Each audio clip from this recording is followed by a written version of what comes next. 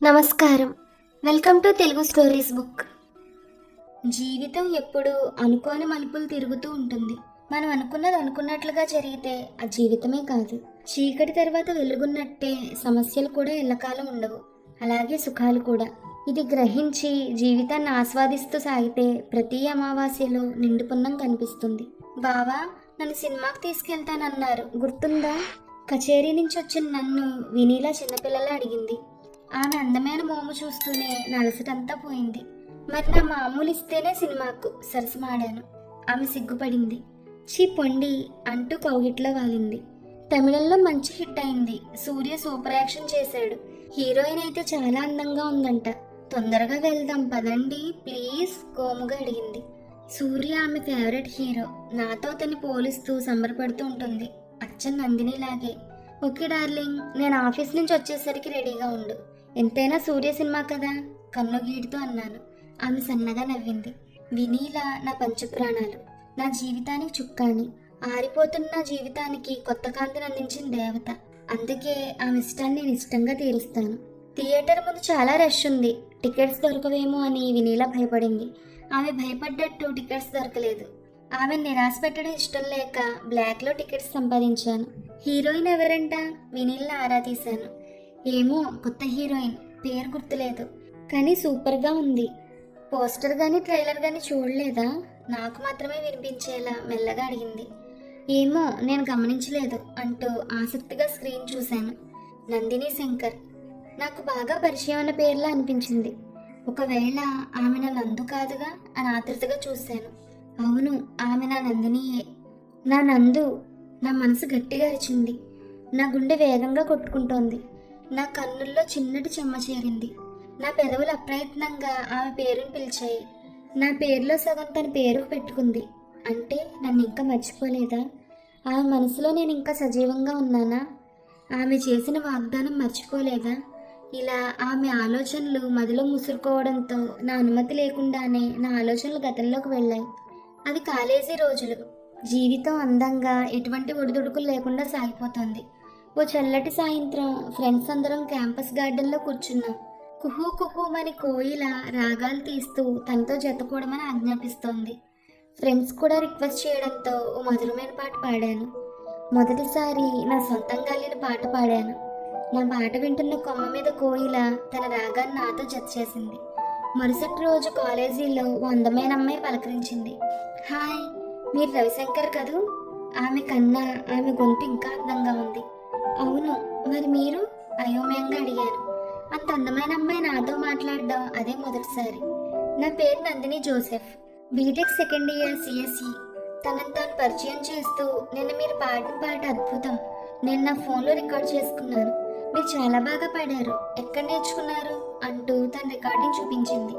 అబ్బే, అలాంటిదేం లేదండి, అసలు నాకు మ్యూజిక్ రాదు, ఏదో అప్పుడప్పుడు ఇలా పాడుతూ ఉంటాను అంతే, సిగ్గుపడుతూ చెప్పాను. నిజంగానా?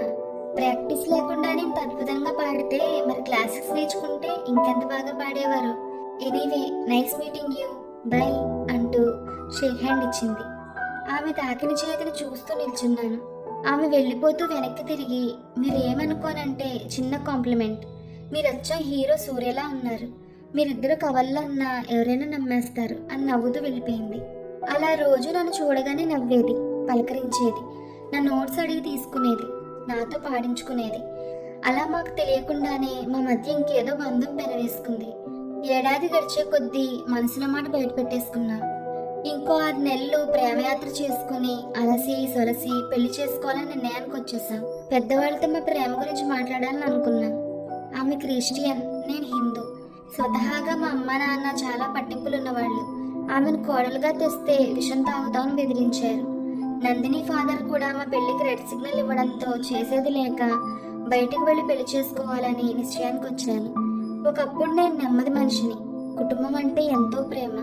అలాంటి నేనే లేచిపోవడం గురించి మాట్లాడానంటే నందిని ప్రేమ నన్ను ఎంతగా మార్చిందో. ఆమె లేని నా జీవితం వృధా అనిపించింది. ఆమెను నేను వదులుకుని ఉండలేను. అందుకే తర్వాత అయినా అమ్మ వాళ్ళని ఒప్పించవచ్చు. నా నిర్ణయాన్ని నందినితో చెప్పాను. మొదట్లో ఒప్పుకోలేదు. తన తండ్రిని మోసం చేస్తే జీసస్ క్షమించడంది. తను లేకపోతే తన తండ్రి బతకడానికి వాదించింది. చివరకు తన ప్రేమను చంపుకోలేక నాతో గోవా బయలుదేరింది. ఊరు కానూరు ఎక్కడుండాలో తెలియక ఒక హోటల్ రూమ్ తీసుకున్నాం. నా స్తోమతకు పెద్దదే అయినా నందిని కోసం తీసుకున్నాను. ఆ రాత్రి ఆమె చాలా అందంగా ఉంది. మౌనంగా ఉన్న ఆమెను కదిలించాలని మా పెళ్లికి తెచ్చిన చీర ఆమెకి ఇచ్చి ఒకసారి కట్టుకోమని అన్నాను. కానీ నా దగ్గర బ్లౌజ్ లేదు. ఆమె తల వంచి సిగ్గుపడుతూ చెప్పింది, నో ప్రాబ్లం.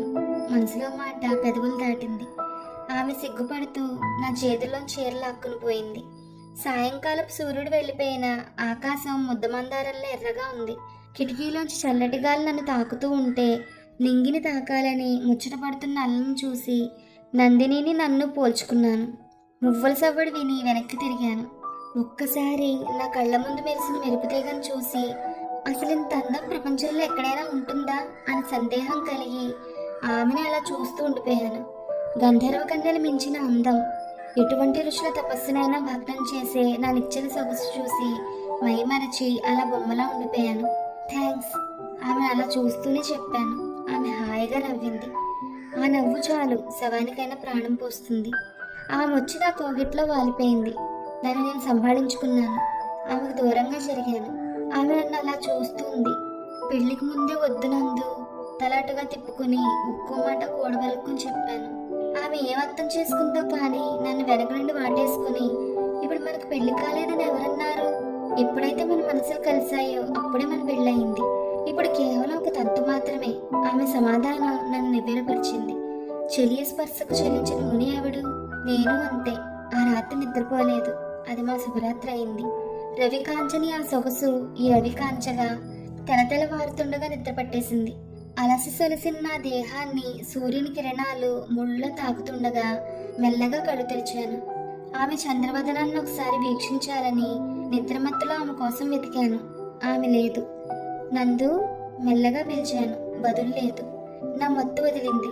ఆమెకి గది మొత్తం వెతికాను. ఆమె జాడలేదు. ఆమె నంబర్ ట్రై చేశాను. స్విచ్ ఆఫ్ అని వస్తోంది. రిసెప్షన్లో అడిగా. ఒక లెటర్ ఇచ్చారు. పరుగున నా రూమ్కి వచ్చి ఆతృతగా చదివాను. నా మనసు ఏడు సంకిస్తోంది. డియర్ రవి, నీ ఉత్తరం చదివి నీ మనసు ముక్కలవుతుందని తెలుసు. నన్ను తప్పుడు మనిషిగా ఊహించుకుంటావని తెలుసు. కానీ ఓ కూతురిగా నేను నిర్వర్తించాల్సిన నా బాధ్యత నన్ను పని చేయిస్తోంది. నేను లేకుండా నువ్వు బతకలేవని తెలుసు. నేను నీతో లేచిపోతే మా నాన్న నాకు దగ్గరని తెలుసు. ప్రేమ పేరుతో నీకు దగ్గరైంది నేనే. నీ మనస్సులో కోటి ఆశలు రేపింది నేనే. అందుకే నీకు తీపి జ్ఞాపకం ఇచ్చి నీ రుణం తీర్చుకోవాలనుకున్నా. నీలాంటి ప్రేమికుడిని పొందడం నా అదృష్టం. నన్నుగా ప్రేమించేవారు ఉన్నారని తెలిపావు. నా జీవితంలో ఈ రాత్రిని ఎన్నటికీ మర్చిపోను. నా జీవితంలో నీ స్థానం ఎవరికి ఇవ్వను. నేనెప్పుడు నీ నందిని శంకర్నే. ప్రామిస్. ప్రేమతో నీ నందు. లెటర్ చదివి కుప్పకూలిపోయాను. కళ్ళు తెరిచేసరికి రూమ్ బాయ్ ఎదురుగా ఉన్నాడు. Any problem sir? వినయంగా అడిగాడు. No problem, you can leave, నీరసంగా చెప్పాను. నాకు ముచ్చెమటలు పట్టేశాయి. నో, అలా జరగడానికి వీల్లేదు. ఆమె నన్ను వంటని చేసి వెళ్ళలేదు. ప్రేమ అంటే తెలియని నాకు ప్రేమలోని మాధుర్యాన్ని చూపించి ఇలా పిచ్చివాణ్ణి చేసి వెళ్ళలేదు. నందిని నా ప్రాణం. ఆమె కోసం నా కుటుంబాన్ని వదిలొచ్చాను. ఆమె అందాన్ని నేను ఎన్నడూ మోహించలేదు. ఆమె సాంగత్యం కోరుకున్నాను. నా ఆత్మను, నా పేరును, ఆఖరికి నా శరీరాన్ని పంచుకున్న నా జీవన సౌధం. ఆమె లేని జీవితం చంద్రుడు లేని రేయి వంటిది. ఆమె నన్ను ఇలా మోసం చేసి వెళ్ళిపోలేదు. ఇలా ఆలోచిస్తూ ఆమెకే వెతికాను. రైల్వే స్టేషన్లో, బస్ స్టాప్లో, అన్ని చోట్ల పిచ్చివాళ్ళ వెతికాను. ఆమె ఇంటికి వెళ్ళాను. తాళం వేసింది. వాళ్ళ ఇల్లు ఖాళీ చేసి వెళ్ళిపోయారని తెలియడంతో నా స్వప్న సౌధాలు కూలిపోయాయి. పిచ్చివానిగా మారిపోయాను. లోకం నన్ను ప్రేమ పిచ్చివానిగా చెమకట్టేసింది. రోడ్డు మధ్యలో కూర్చుని ఒళ్ళు తెలియకుండా ఏడ్చేవాడిని. ఎన్నో నిద్రలేని రాత్రులు గడిపాను. ఎన్నో ఆత్మహత్యత్నాలు చేశాను. నేను ప్రేమించమని ఆమెను అడిగానా? లేదే. ఆమె వచ్చింది, ప్రేమ నింపింది, అన్యాయంగా వదిలి వెళ్ళింది. ప్రేమించేప్పుడు వాళ్ళ నాన్న గుర్తుకు రాలేదా? ఇప్పుడు పరువు ప్రతిష్టన. ఆమెను ఎంత మర్చిపోవాలని ప్రయత్నిస్తున్నా నా వల్ల కావట్లేదు. ఆమె నా ప్రేమను తప్పుగా అర్థం చేసుకుంది. కామదాహాన్ని తీర్చుకోవడం ప్రేమను భ్రమించి తన తండ్రిని ఎదిరించే ధైర్యం లేక మా ప్రేమకు సమాధి కట్టింది. కానీ నేను తన ప్రేమకై పిచ్చివాడిని అయ్యాను. తల్లిదండ్రులు పోగొట్టుకున్నా. తాగి ఒళ్ళు గుళ్ళ చేసుకున్నాను. అటువంటి సమయంలోనే నా మరదలు వినీల నా జీవితంలో ఒక దేవతలా వచ్చింది. నా అద్దాంగిలా మారి నా జీవితాన్ని చక్కదిద్దేందుకు పూనుకుని నన్ను మామూలు మనిషిగా మార్చింది. ఆమె జ్ఞాపకాన్ని నా మనసులోంచి పెగిలించి నాకు కొత్త జీవితాన్ని ఇచ్చింది. అమావాస్య నిండిన నా జీవితంలో కొత్త వెలుగుని నింపి నిండు పున్నమి తెచ్చింది. కల కానిది విలువైన బ్రతుకును కన్నీటి ధారలతో బలి చేయకుండా నన్ను సంగీత విద్వాంసుని చేసి సంఘంలో గౌరవం తెచ్చిపెట్టింది. ఆమె గుర్తుకొచ్చిందా? మౌనంగా బయటకొస్తున్న నన్ను వినీలా నా భుజం మీద వాలుతూ అడిగింది, నీకెలా తెలిసింది? ఆమె పరిశీలన శక్తికి ఆశ్చర్యపోతూ నా ప్రశ్నతో సమాధానం ఇచ్చాను. ఇంటర్వెల్లో కూడా స్క్రీన్నే చూస్తున్నారుగా, చిరుకోపంతో అంది.